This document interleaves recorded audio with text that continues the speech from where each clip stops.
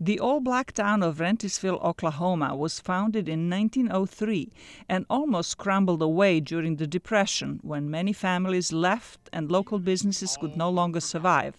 But this small community has held together to this day. I don't ever want to say I was born and raised somewhere, but that town doesn't exist anymore. That would be just the saddest thing ever for me to tell someone. Some young people are now coming back. Spencer Nero bought land adjacent to his father's ranch after graduating from college. My dad was, born and raised right here on this same place that I was, and his dad, same thing.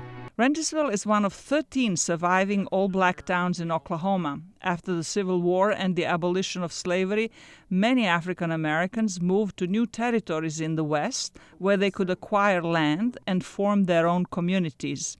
At the end of the 19th century, Oklahoma had more all-black towns than any other state, and there was a movement to make it an all-black state. But it was actually a Kansas politician that started this whole idea of trying to recruit African Americans to move to Oklahoma in hopes of creating possibly an all-black state where there would be no segregation and where African Americans could govern themselves. Journalist and filmmaker Kari Barber spearheaded a project named Struggle and Hope, a series of web videos and a feature-length documentary about the history of all-black towns in her native state.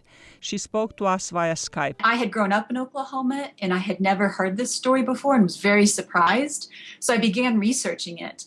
The documentary is focused on efforts to save the remaining all-black towns in Oklahoma, some of them with populations of no more than 25 people.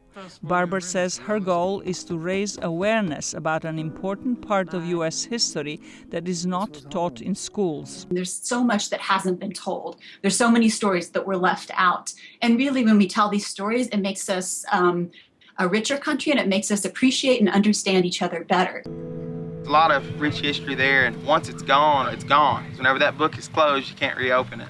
And so I think for me is trying to keep that book, open to where others can see it. The purpose of the Struggle and Hope project is to inspire others to create books and movies that explore all of the rich and diverse parts of U.S. history.